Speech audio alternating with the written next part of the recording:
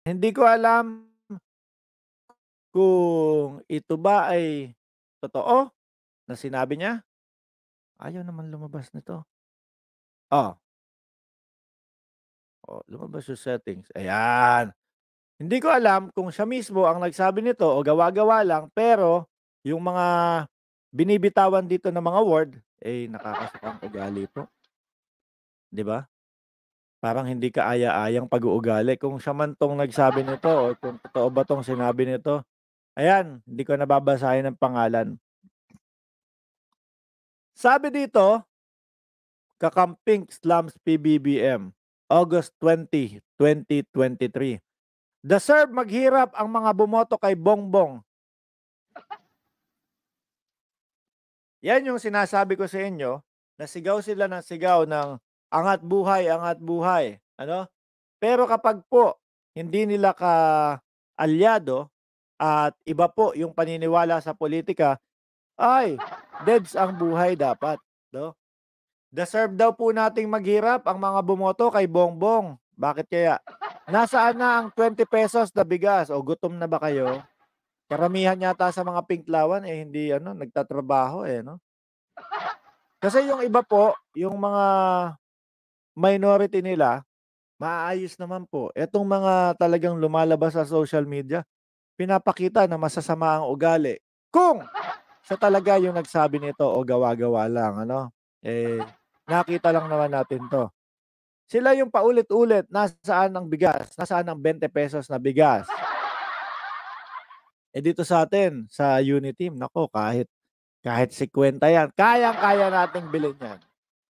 Nasaan ang ₱20 na bigas? Siguro po itong kataga na ito, 'tong word na 'to, na nasaan yang ₱20 na bigas, hanggang matapos yung termino ni PBBM, siguro kahit 25 na lang po o 30 na lang o ₱28 na lang po ang bigas, tatanungin pa din nila, "Nasaan ang 20?" O hindi 25, 20 ang sinabi, 20 yung pinangarap.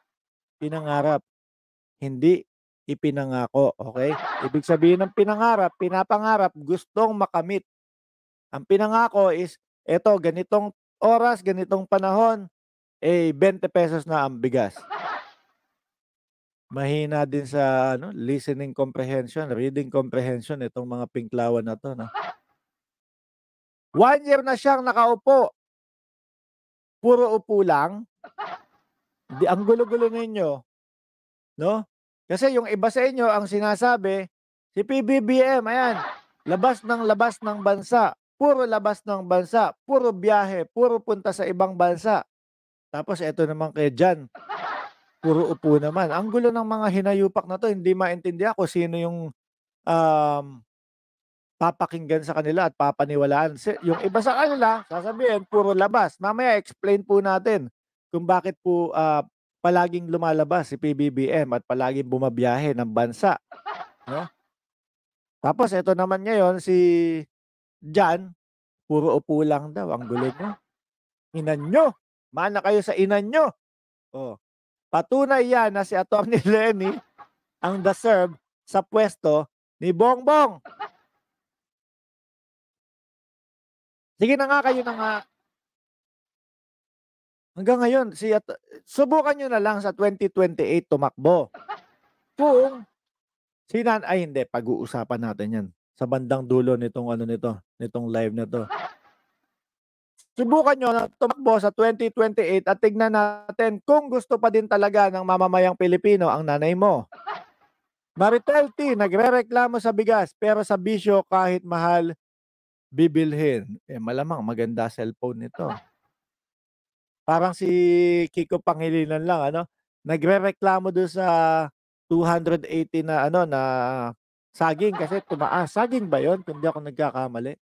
280 na saging, oh. Tapos yung sasakyan naman, eh, kitang-kita Ford Everest na na kumbaga ang presyo, eh, 1.8 to 2.5, eh, for sure bulletproof pa yan dahil senador dati, oh. Tapos 280 reklamo. Tumatanggap ng donasyon ang Angat Buhay gagamitin sa eleksyon, sabi ni Francis Santos. Tuloy natin.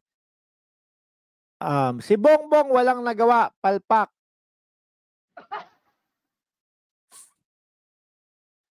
Tapos sasabihin, puro labas ng bansa, puro biyahe, puro biyahe. Tapos kapag nakita naman, kunyari may kalamidad, oh, ano ba yan, nag-helicopter?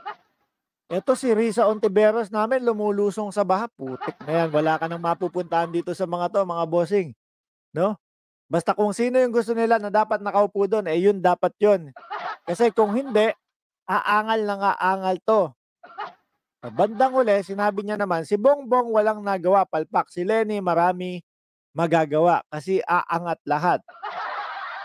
Ano? Kasi aangat lahat. Pag binaliktad mo, etong aangat, angat, T-A-G-N. Baliktarin mo yan. Oh. Basta. Kasi tanga lahat, ganon. Kung sakaling manalo yan, no, ang sasabihin ko siguro, kung sakali, eto, malakas loob ko dahil imposible naman manalo. Kung sakali na manalo si Nanay Lenlen sa pagka-presidente, pagka-presidente. Oh, ipapaputol ko tong dalawang kamay ko. Pagka-presidente. Hindi vice, hindi senador, senador, tingnan natin. Sa senador ba, may pag-asang manalo kaya si Nanay Lenlen? Tingnan natin, ha? Nanay Lenlen, senator po ba? Ano po ba ang ano natin dyan sa senator? Ano ba ang timpla ng panahon sa pagtakbo kung sakaling tumakbo ng senador? Ito. Ano kaya ang sabi ng surveys? Survey says, Nanay Lenlen for senator. Survey says, hanapin natin. Ayun! O, lumabas. Ang sabi dito, number 1, Christopher Bongo. Okay, deserve. Number 2, Vicente Soto III. Okay. Erwin Tulfo. Francis Tol Tolentino. 4 na yung nabanggit ko. Senator Bong Revilla, 5. Senator Amy Marcos, pang-6. No? Naglalaro sa 6 to 7. Bato de la Rosa. 6 to 7 din. Ilan na yan? 1, 2, 3, 4, 5, 6, 7. Senator Pacquiao. Si Pacquiao, eto, ako naniniwala ako mananalo pa din yan sa pagka-senador, mga kababayan. Kung matandaan niyo po, para sa akin hanggang senador okay si Senator Manny. Ako po isa po ako talaga sa masugid na fan ni dating Senador Manny Pacquiao. Pagdating po sa larangan ng pagtulong sa kapwa-tao at pagboboxing. Pero sa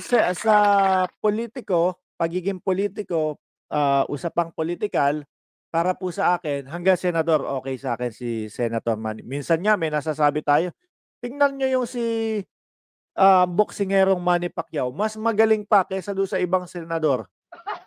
Yung ibang senador natutulog sa Senado. Kilala nyo na kung sino yun. Tapos si Isko Moreno, nasa pang-ilan siya? Pang 8 to 10. Ayan, malakas ang laban pagka ganyan pa, 8 to 10. Tapos Cayetano, 8 to 10. Ping Lacson, ayan, 11 to 12, nasa dulo Tapos si Robredo, 11 to 12. Nako, mukhang kayang lakpasan ta ni ni Doc Willie Ong si Lapid De Castro. Tapos si Revilla. Nako.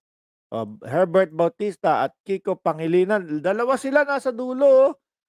Yung isa, parang senaryong Risa Ontiveros na posible at maaaring malaglag dahil alam natin malakas yang si Willie Ong. At si Kiko Pangilinan nandun sa dulong-dulo, kulelat. Kung usaping senador, baka posible, maaari, no? Manalo. Pero pagka presidente, ay nako, Sino sasama sa'kin, 'no? Magpapaputol tayo ng kamay 'pag nanalo si Nanay Lenlen sa pagkapresidente. Itaga niyo 'yan sa bato. Eh, sila nga ang lakas-lakas ng loob nila. Sabi, papaputol ko yung ethics ko. Pagka hindi nanalo si Nanay Lenlen, ayun ewan ko kung meron pa, kung masaya pa yung tao na yun, tinupad ba o hindi? Eh, mukhang hindi naman po ano?